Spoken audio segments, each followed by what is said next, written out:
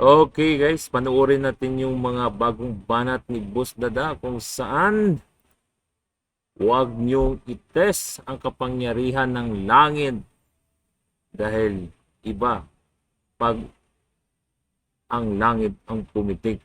Kahit na ikaw ay napakalakas, tandaan mo, walang hanggan kapangyarihan ang langit. Di ba? Panoorin natin ito guys.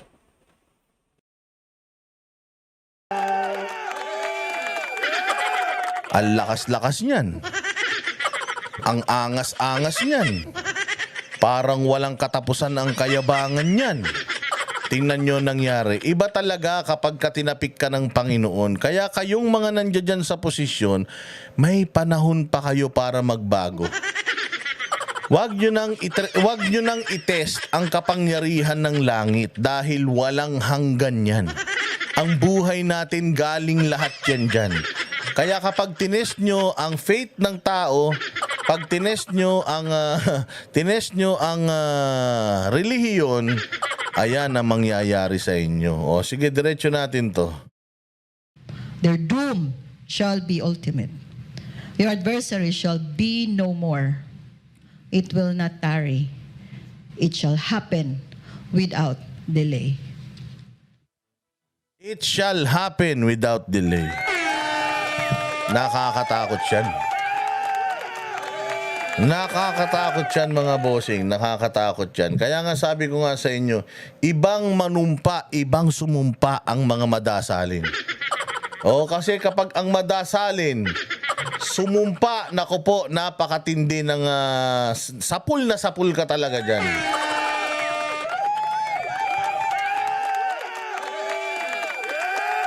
Oh, eto pa. Ganito sila kasama. Kaya nga katulad ng sinasabi ko sa inyo, maraming mga kumu-question sa atin, sinasabi nila na, huy, bakit ba't mo sinasabi na ganito, na ganyan? Ba't mo sinasabi na si Pastor Kibuli masyado naman siyang importante para doon sa mga sinasabi niya na kailangan na extra rendition, something like that. O eto, tingnan mo kahapon ha. Kahapon mga bossing, nahuli itong si Canada. Nung nahuli ngayon si Canada, mga bossing, alas 12 ng tanghali, nahuli.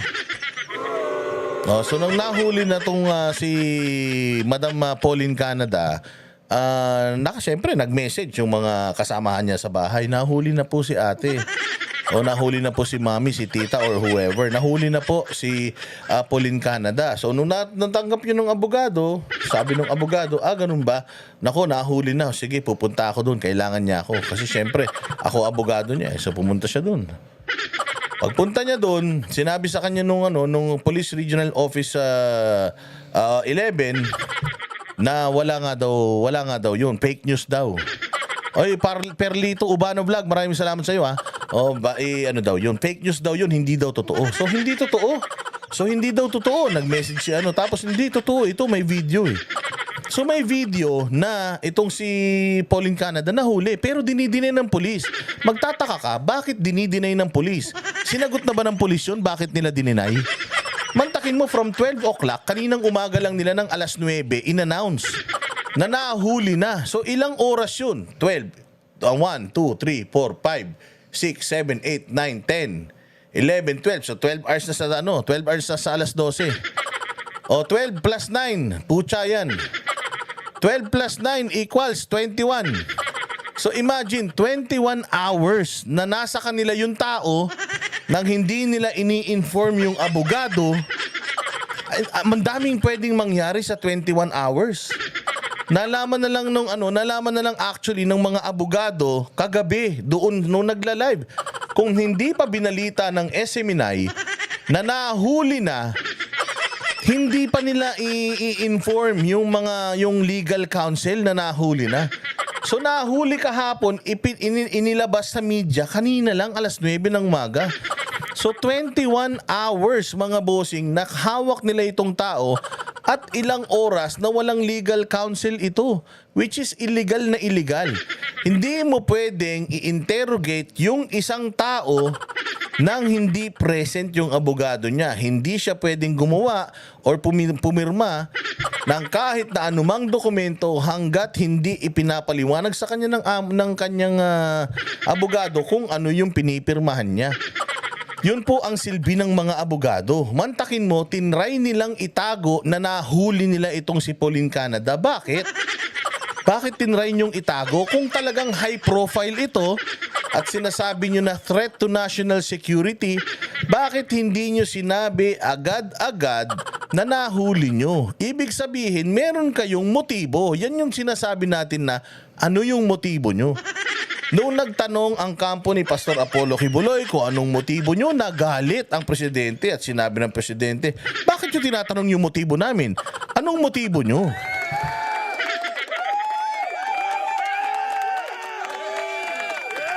Ayun yon mga bossing, doon umiikot yon. So, buti na lang, itong SMNI may pinakita na video, kinuhanan yung plate number ng mobile, kinuhanan yung gilid ng mobile. Imagine na PRO 11 ang video.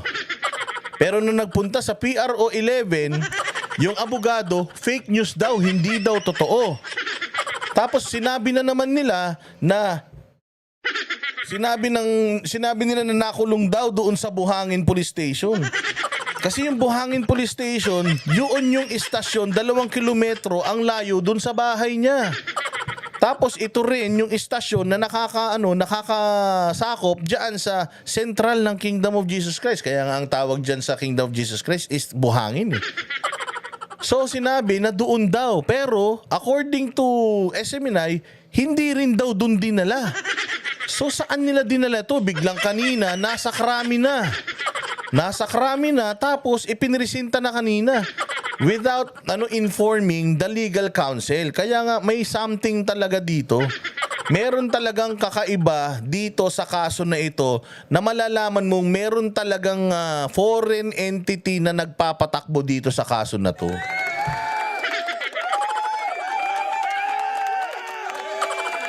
Hindi maglalakas ng loob na gumawa ng ganito ang otoridad kung walang malupit na backup yan. Kung walang malupit na backer. Sigurado tayo na may malaking backer ito. Kaya harap-harapan na ganito ginagawa nila. O, tingnan nyo tong balita na to mga boss. Mga ulat, hindi kailanman na-detain ang kapwa-akusado ni Pastor Apollo C. Kibuloy na si Pauline Canada sa Buhangin Police Station sa Davao City. Tanong ngayon ng Legal Counsel ng The Kingdom of Jesus Christ, saan ngayon dinala ng mga otoridad si Canada? Naritong balita ni Jason Rubrico. Tumungo ang legal counsel ng The Kingdom of Jesus Christ dito sa Buhangin Police Station sa Davao City kung saan sinabi ng Philippine National Police ay nakadetain ang co-accused ni Pastor Apollo C. Kibuloy na si Pauline Canada. Pero napag-alaman na hindi kailanman dinala dito si Canada. Huwebes ng hapon nang makarating sa legal counsel ng The Kingdom of Jesus Christ ang balitang na Ayan, nakita nyo, may video na hinuli. Kaya nga sana doon sa nalalabing 4 na sana lagi kayong full charge yung mga baterya ng cellphone nyo ha. Laging full charge kung saan man sila nandoon, sana ay malinaw yung CCTV cameras ninyo ha.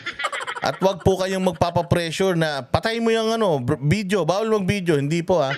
Hindi po pwede yun. Pagka ang kapulisan po kapag nag-aresto, lagi yan may kasama una sa lahat barangay chairman at saka media. Kailangan po, pag wala yun, medyo magtaka na kayo. Kabahan na kayo ha. Pero kailangan laging naka-ready mga cellphone nyo. Hindi lang isa, kailangan lahat kayo. Kung 10 kayo na nandiyan dyan sa lugar na yan, lahat tutukan nyo ng cellphone. Para kung sakaling mangumpis ka sila, at least man lang isa ang makalusot, may laban-laban tayo. Kasi sa nangyari kay Pauline Canada, kung wala ito, kung walang video na nakuha, kung walang SMNI ang KOJC na nagbalita na nahuli na, wala na, ganito na yan.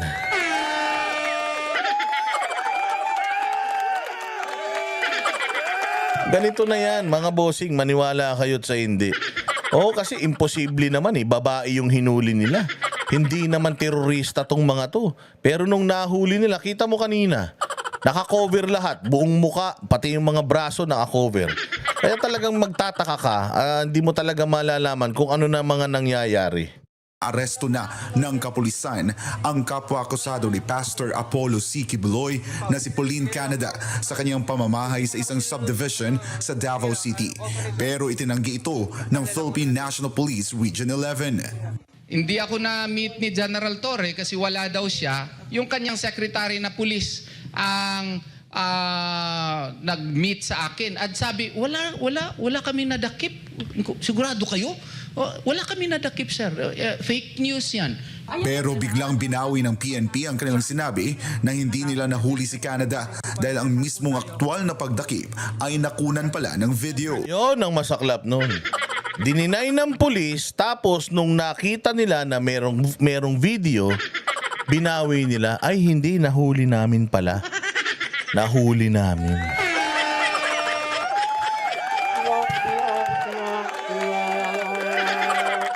Diyan ka ngayon magtataka. Idininay, nung nakita na may footage, may video, biglang binawi. Paano kung walang video? Binawi pa ba yan? Hindi na. Paninindigan na nila yan. Kaya dapat dun natin sila sinisingil. Dapat dun natin sinisingil si Abalos. Bakit nyo hinuli tapos nagsinungaling kayo sa abogado na hindi nyo nahuli? Tapos nung nalaman nyo na merong video na nahuli, bigla nyong binawi na nahuli. Tapos eto pang masaklap, sinabi nyo na sa may buhangin nakulong. Pero nung pinuntahan naman nila sa buhangin, hindi daw dun nakulong. Puta, ano ba talaga? Sino ba talaga nagsasabi ng totoo? Jean Pajardo, ano to? Sino nagsisinungaling dito? Nagsisinungaling kayo o yung kampo ni Pastor Kibuloy? Oh, di ba? Kung makaano kayo kung makadrama kayo, kung makadrama ang PNP, kung makadrama si Abalos, kung makadrama si Jean Pajardo, akala mo aping-api sila. Pero tingnan mo yung ginagawa nila, akusado pa lang to ha. Hindi pa to mga convicted felon. Akusado pa lang ito, meron tong mga kaparehas na karapatan ng isang malayang tao. Pero ginagawa nyo na yan, masama po yan. Napakasama po niyan, hindi po tama yan. Ang hirap-hirap na nga ng bansa natin, ang gago-gago nyo pa. Oo, dapat kung ang bansa ninyo mahirap na, wag nyo nang ginagago. Hindi na nga tayo first world country, puros pa kayo mga tarantado. Pinangangambahan ngayon ni Attorney Israelito Torion ang seguridad ni Canada dahil hindi siya nabigyan ng pagkakataon na makausap o makita ang kanyang abogado na karapatan dapat ng isang inaresto. Alam nyo sa Amerika, putya automatic yan. Kapag may interrogation, sasabihin nila sa'yo na you have the right to remain silent. Anything you say can and will be used against you in the court of law. Actually, may Miranda rights nga na binabasa sa'yo. Ang tanong, dito kaya, nabasahan kaya ng Miranda rights si Canada?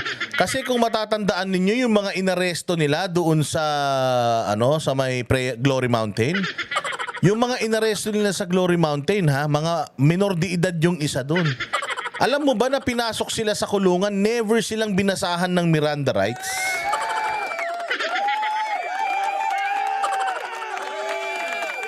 Sa Amerika, kaya naghihingalo yung tao, tinamaan ng bala. Kaya naghihingalo yun, kailangan nilang basahan ng Miranda rights. Hello, Ninong Randel. How are you? Late ka. Kailangan nilang basahan yan ng Miranda rights. Kasi na kailangan talaga yun. You have the right to remain silent. Anything you say can and will be used against you in the court of law. If you don't have a lawyer, we will provide you one. Ganun yun. You have the right. You have the right to have an attorney. Ayun pa yun You have the right to have an attorney. If you don't have one, we will provide one for you. May mga ganun pa silang sinasabi. So dun palang mali na. Dito, hindi natin alam kung nabasahan ba ng Miranda rights. Makikita mo naman, nahuli na, dininay ng pulis, nung nakita may video, biglang ay nandito pala. O sinabi nila nakulong sa buhangin, Kalaunan, hindi naman pala. O, diretso. Patay sa Republic Act No. 7438. Natatakot na ako. Sabi ko, baka anong ginawa kay Ma'am Pauline? Maganda pa naman si Ma'am Pauline. At saka baka i-torture. We have the right to assume that because he is now under police custody and under Republic Act 7438, Section 2, any person arrested or detained shall at all times be assisted by counsel. And we have the right to insist that because that is a provision of the law, Section 2 of RA 7438. So, nag-request tayo, hindi tayo pinakinggan. Nagpadala na tayo ng formal demand letter. Hanggang ngayon, wala pa ring reply. Nakatanggap ng text si Torion mula sa isang kaibigang general at kinumpirma na inireport sa Campo Crame na naaresto na si Canada. Na-report na sa Krame, pero dito sa Sasabihin nila Kamkatitipan, sinabihan ako, hindi totoo yan, attorney. Fake news yan. Saan na kaya ngayon si Ma'am Pauline? Inilabas sa SMNI ang naturang impormasyon at ang pagsisinungaling ng PRO 11. Pero matapos ang ilang oras, agad na lumabas sa ilang media report na naaresto nga si Pauline Canada at dinetain sa Buhangin Police Station. Pero nang tumungo ang KOJC Legal Counsel sa nasabing istasyon, ay sinabi ng mga naka-duty na PNP personnel ay hindi kailanman dinala si Canada doon. O, imagine, ba't kayo nagsisinungaling? Nahuli nyo, sabi nyo wala. Nung nakita nyo, biglang meron na. O, ngayon, sinabi nyo doon sa report na nakulong sa Buhangin Station. Nagpunta sila sa Buhangin Station, tinanong, pucha, walang nakulong doon. Ano, tatanggalin nyo na naman tong mga pulis na to?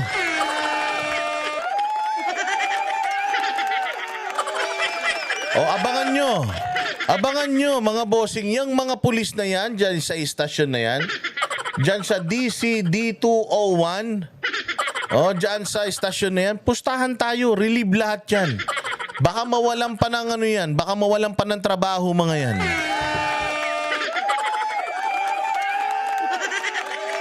Ganyan sila kagago. Ganyan sila kahayop.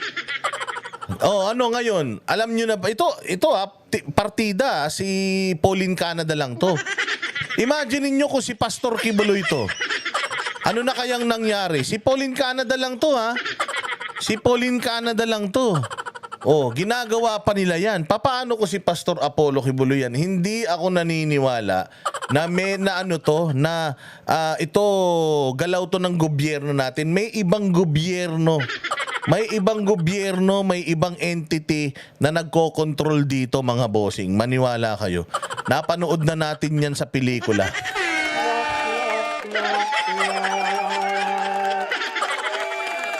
Ayun ay sa akin lang, ha. Hindi ko sinasabing totoo, ha. Hindi ko sinasabing sigurado ako. O, ito ay sa akin lang. Mukhang merong ibang nagpapagalaw. Mukhang.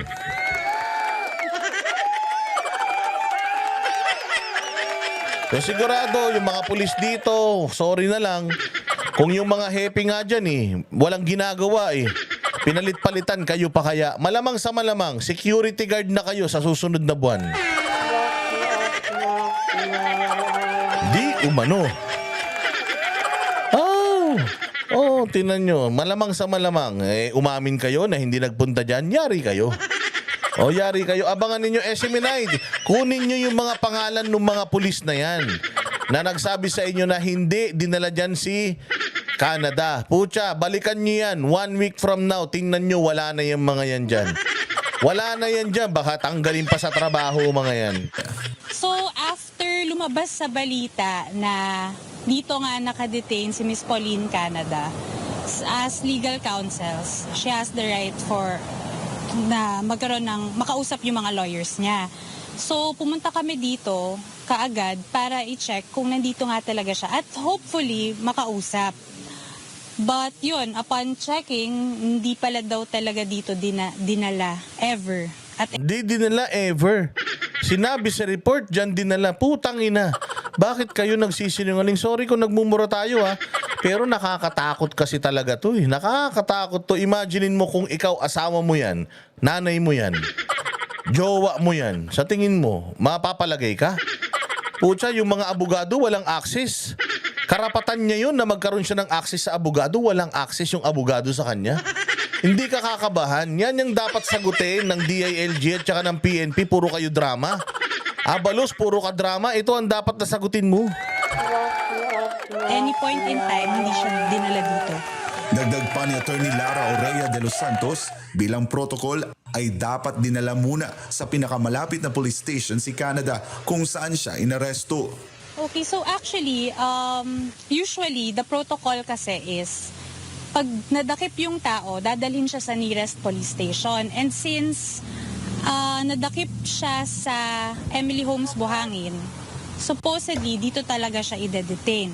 But ang sabi nung mga nakausap natin kanina na officers, wala daw talaga, hindi din daw nila alam kung bakit hindi dito na-detain si Miss Pauline Canada. And actually, gumawa na rin daw sila ng blotter, but we still have not seen the police blotter na hindi talaga dito dinala ever.